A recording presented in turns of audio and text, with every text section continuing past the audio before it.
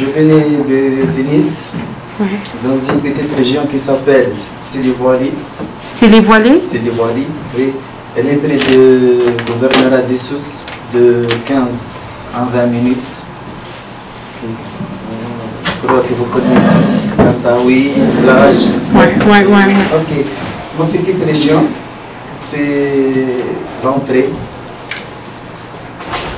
Ma petite région est connue de l'agricole. Les olives. Elle était, lorsque vous entrez, elle est verte. On fait de l'agricole. Il y a des tomates, du piment, de tout. C'est une petite ville qu'on vivait de l'agricole. Les olives. Et ça, c'est, comment on dirait, c'est la tortille. La tortue? Oui, on est connu des tortilles. Lorsque vous viendrez à Tunis, vous disiez qui mangeait les tortilles avant. C'est nous qui mangeons beaucoup les tortilles. Ils vivent avec nous, à la maison, au champ, partout. Même notre cycle et des tortues. Ça, c'est traditionnel, c'est le chachia. Chachia? C'est la chachia. Tarbouche. Oui, c'est mon drapeau, c'est la Tunisie. Sidi Bouali est près de plage, près de... On connaît plus de l'agriculture que la pêche. On aime aller au champ, si vous savez comment on fait l'agriculture des oliviers, on faisait de l'agriculture et manger. Juste, on faisait l'agriculture des olives. Après 4-5 jours, on mangeait les olives et le... comment on l'appelle? L'huile sur le champ. Ça doit être tellement froid, tellement frais. 3-4 jours, on faisait l'agriculture et on mangeait les olives et l'huile sur le champ. Et c'était agréable avec le froid, avec la pluie qui tombait. Mais c'est une petite région, mais elle est très très belle. Elle est très riche avec aussi. Le vert, elle est couverte. Toujours elle est verte.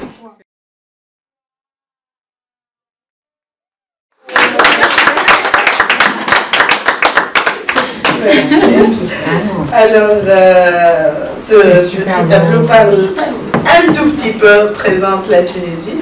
Voilà, c'est notre drapeau. Avec un ciel dégagé, un ciel clair et toujours ensoleillé. Bon, ce qui est ce qui est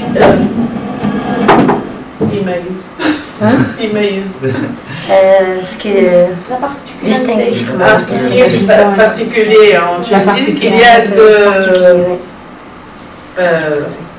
y a la plage et qu'il y a le désert en même temps. C'est partagé, donc on a une très très très jolie plage. Les montagnes, la plage. Oui, les montagnes et les plages, oui. On a aussi le désert, c'est magnifique, c'est quelque chose vraiment à visiter. Et, chaque région a ses propres traditions, ses propres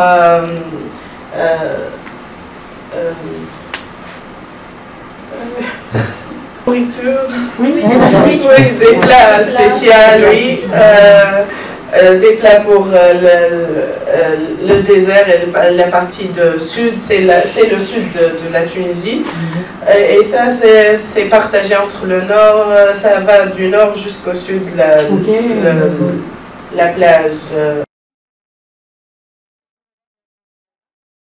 Oui, alors là, j'ai deux choses. J'ai essayé de dessiner deux choses. Ça, c'est le tifinar. Le tifinar, ça présente mon identité comme amazir. C'est le signe des Amazirs. Vous le voyez dans des tas de choses, dans des chaînes en argent, dans des bagues. Aussi des Amazirs en Tunisie. Les Amazirs, c'est un peuple qui existe dans le Grand Maghreb. C'est un peuple très ancien qui a été dans l'époque des pharaons, un peuple très fort, vraiment. Et ça, c'est le signe de Tifina. Il présente l'alphabet Z. Z, la dernière lettre. Exactement.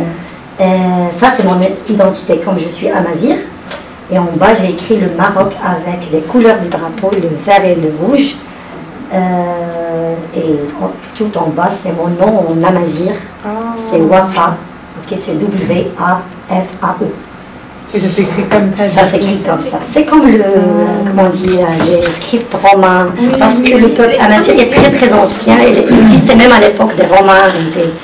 On était des chrétiens avant, mais quand ils sont venus au Maghreb, parce qu'ils ont converti à une autre religion, ils ont quitté parce qu'ils étaient peut-être condamnés à mort s'ils changent de religion. Alors ils sont installés au Grand Maghreb.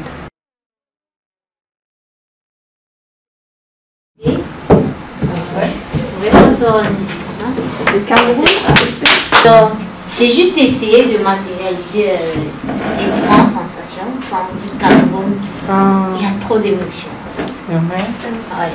Donc, j'ai fait un cœur qui est synonyme d'amour. Il y a des couleurs, le vert, le rouge et le jaune, les 3 couleurs du Cameroun. Et à l'intérieur, j'ai mis l'étoile. Donc, un peu le drapeau du Cameroun. Maintenant, je l'ai matérialisé à travers une main. J'ai essayé de faire une manière de montrer l'unité qui est propre au Cameroun. Nous sommes très unis, malgré nos divergences et tout. À côté, j'ai fait un sticker avec des lames pour matérialiser la zone du Nozo au Cameroun parce que c'est une zone en guerre. En ce moment, c'est pas encore terminé, ça fait des années que c'est là. À côté, j'ai aussi matérialisé une bouteille de bière qui est propre au Cameroun.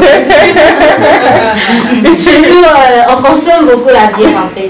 On boit franchement. Donc là, c'est une bouteille de bière que j'ai essayé de matérialiser. Au Cameroun, il y a plusieurs bières. Il y en a tellement parce que pour un Camerounais, une journée de travail, après il faut finir avec 2 bières. On ne rentre pas sans boire. À côté, je vais faire un peu... Quand on fait les stickers de fête, comme ça, la joie, le bonheur. Après les pleurs, en fait. Au Cameroun, il y a beaucoup de joie, il y a de l'amour, on sait vivre ensemble. Ce qui fait notre particularité, c'est le vivre ensemble. Je ne sais pas comment je peux faire pour passer une journée sans papoter avec des gens, sans s'asseoir autour d'une table et tout. Et la jeunesse camerounaise est pleine de fêtes.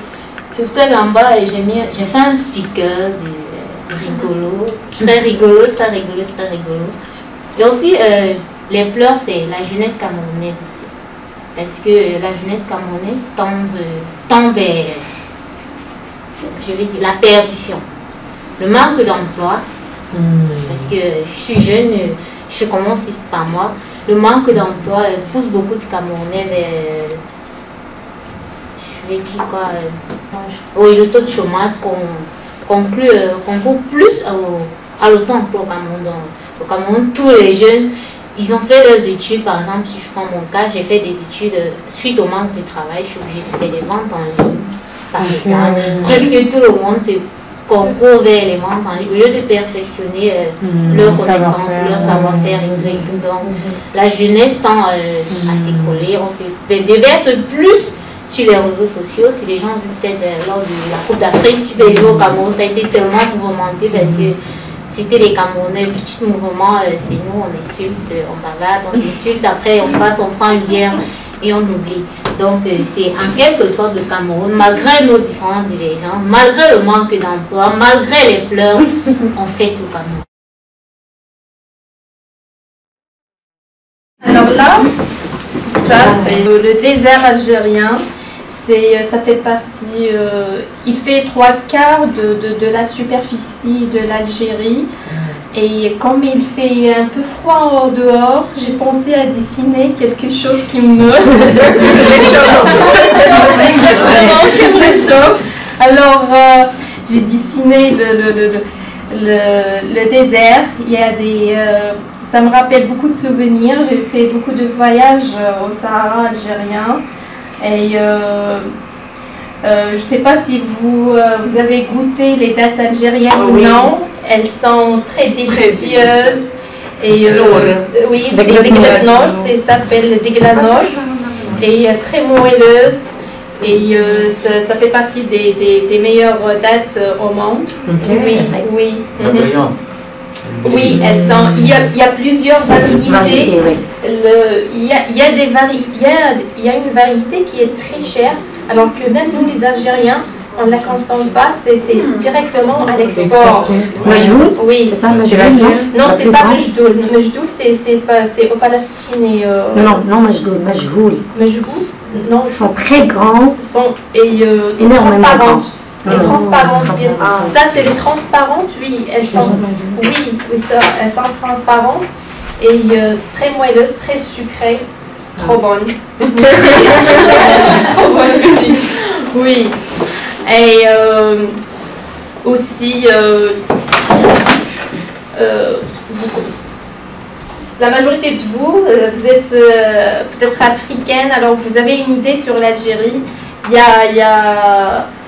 a la côte algérienne où il y a à peu près 1200 km de côte, de plage, et aussi le 3/4 de la superficie désert. Alors c'est varié. Il y a plusieurs cultures, plusieurs traditions, aussi plusieurs plats en Algérie. Il y a le couscous qui est très fameux et qui est différent. Celui du nord, c'est pas le même du sud. L'ouest, c'est pas la même chose que l'est. C'est différent, c'est par rapport à la région, par rapport aux légumes existants, par rapport, par exemple, les gens du nord le préparent avec le poisson, comme en Tunisie. L'ouest les prépare avec des légumes, comme au Maroc. Oui, ceux du Sahara, c'est différent aussi, mais c'est trop bon. Ça me rappelle beaucoup de choses, beaucoup de souvenirs. Ça reste nos origines, notre pays. Ça nous donne c'est là, oui, aussi. C'est là où on a grandi. Oui, et puis on est là pour découvrir de nouvelles choses, rencontrer de nouveaux gens. Je vous remercie. La case, parce que moi je suis liée à la culture. Beaucoup de gens se détachent de la culture alors que on doit savoir d'où l'on vient pour ne pas perdre nos origines. Voilà. Alors ça, avant mon pays était, comment on dit, c'était gouverné avant la colonisation. Il y avait des rois. Donc les règnes se sont succédés juste avant la Première République. Donc la case du Mwami, le roi, chez nous on appelle le roi le Mwami, donc le roi. Et c'était de père en fils. Alors le dernier roi du Mwami, du Rwanda, il s'appelle Rudahigwa. Il est mort tout récemment parce que il s'était réfugié aux États-Unis. Mais quand il est décédé, on l'a rapatrié et on lui a donné les honneurs qu'il lui fallait. Alors, cette case, tous les Rwandais vivaient dans des cases construites en paille avant la colonisation. Alors, ces pailles aussi, ces herbes, ce sont des herbes spéciales. Alors, quand vous entrez, il y en a aussi, si jamais vous arrivez au Rwanda, c'est au centre du Rwanda, à Nyanza. C'est le centre du Rwanda. Alors, ça c'était la case du Mwami, mais il y a un musée où on a voulu construire la vraie case du Mwami à côté de la case où vivait le Mwami, le roi. Alors, elle est construite, il y a mon drapeau, ça c'est le drapeau du Rwanda. Il est composé par 3 couleurs, le bleu, le jaune et le vert. Alors le bleu, c'est le bonheur, Le jaune, c'est le développement économique. Et le vert, c'est la prospérité. Et le soleil, c'est la lumière qui illumine le Rwanda. Alors, tout autour de cette case, donc à l'intérieur de la case, il y a des chambres. Toujours construites avec du bois. Et par terre, ils construisaient de la peinture traditionnelle. Donc, il y avait de la peinture, même au mur, il y avait de la peinture. Et il y avait toutes les chambres. Et alors, il y avait des salles à manger. Et chez nous, dans la tradition rwandaise, on ne mangeait pas sur les assiettes, on mangeait sur les assiettes traditionnelles. Et il y avait aussi des chaises. Comme aujourd'hui, ce sont des fauteuils, mais nous, c'était des chaises, de très bonnes chaises. Alors, et par terre, il y avait aussi de la paille. Et tout autour, vous voyez, ici c'est l'entrée. Ça, c'est de la paille. Et ici, c'est l'entrée, ici, ce sont des chaises. Et ça, c'est un pilier qui sépare les deux entrées. Et tout autour, vous allez trouver des vaches. Chez moi, les vaches, c'est quelque chose qui est très important. Et puis, ces vaches, ils ont des cornes un peu spéciales, parce que ça appartient au roi. Donc, il a des vaches qui symbolisent la tradition rwandaise. Pourquoi? Parce que chez nous, quand la vache, tout d'abord, toute personne qui avait des vaches était une personne très riche. Vous voyez aujourd'hui qu'il y a eu le génocide au Rwanda, mais avant l'arrivée de la colonisation, il n'y avait pas des ethnies Hutu et Tutsi. Il n'y avait pas du tout, les gens s'entendaient, les gens sont mariés. C'est avec la colonisation que ces divisions ethniques sont venues, avec malheureusement l'arrivée de l'homme blanc, comme on dit. Ils sont venus avec la Bible, ils ont vu que mon pays était très bien organisé. En voulant diviser les gens, pour pouvoir s'accaparer de certaines choses, les gens ont commencé à se haïr. Alors, la vache, ça symbolisait la richesse. Les personnes qui étaient riches avaient beaucoup de vaches. C'est-à-dire que le roi, il y avait des gens qui allaient travailler chez le roi. Quand le roi vous aimait, il vous donnait des vaches. Quand il vous donnait, toi tu partais, il vous donnait aussi des terres. Et quand toi tu avais des terres et des vaches, tu donnais aussi aux autres. Comme ça, comme ça, comme ça, comme ça, comme ça. Quand tu étais pauvre, tu allais travailler chez la personne qui possède beaucoup de vaches. Et lui aussi, il te donnait. Et toi aussi, quand tu devenais riche, tu donnais à l'autre. Alors, pourquoi la vache est très importante? Parce que la vache donne du lait. Chez nous, il y a beaucoup de lait. Beaucoup, beaucoup, beaucoup, beaucoup, beaucoup. Il y a du beurre. Ça donne de la viande. Et avant, les gens ne portaient pas des habits comme on porte aujourd'hui. Ils portaient des habits fabriqués dans de la peau de vache. Okay. C'est comme ça qu'il y avait aussi, il y avait de la crème, comme aujourd'hui on met de la crème. Eux, ils fabriquaient de la crème avec du beurre qu'ils prenaient dans du lait. Okay. Et ils faisaient des parfums avec différentes sortes de choses. Et en plus de ça, il n'y a aucun enfant qui pouvait avoir des maladies en buvant du lait de vache. Et en plus de ça, la vache, quand vous aimez une femme et que vous êtes fiancé, tu ne donnais pas de l'argent, tu donnais de la vache. Et c'était en fonction de la richesse. Tu pouvais donner 3, 10, 100 en fonction de la famille dans laquelle tu venais. Vous voyez que c'est très important. Même quand on va donner de la dot, on donne de la vache et il y a des chansons tout autour de ça. Et il y a des tenues traditionnelles tout autour de ça. Et il y a la manière dont on se coiffe, il y a la manière dont on s'habille, et il y a la manière, il y a même des choses qui symbolisent, là où on mettait du lait, là où on fabriquait, toutes sortes de choses.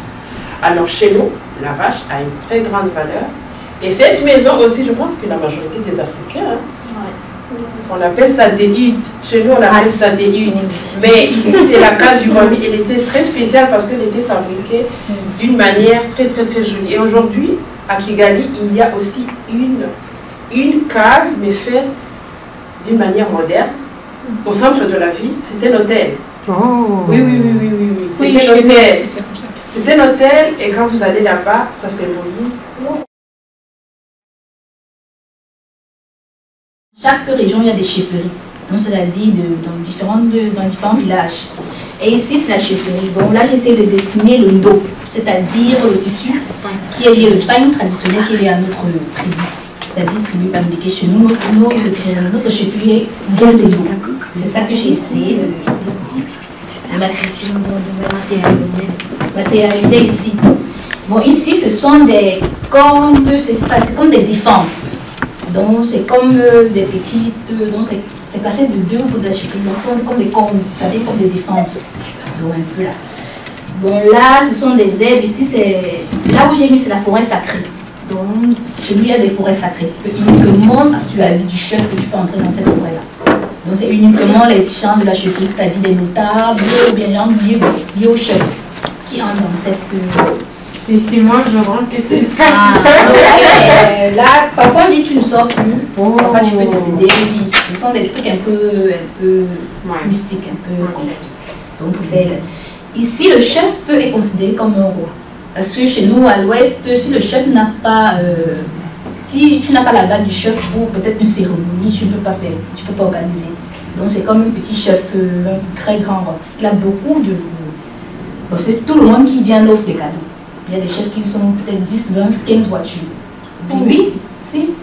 Parce que chaque personne qui réussit, donc c'est-à-dire une communauté, on impose chez nous un esprit de communautarisme. Donc c'est-à-dire quand tu réussis, tu dois faire, toi, soit tirer 2 ou 3 personnes de ton village, soit participer à la vie communautaire du village, construire des écoles, des églises, tout.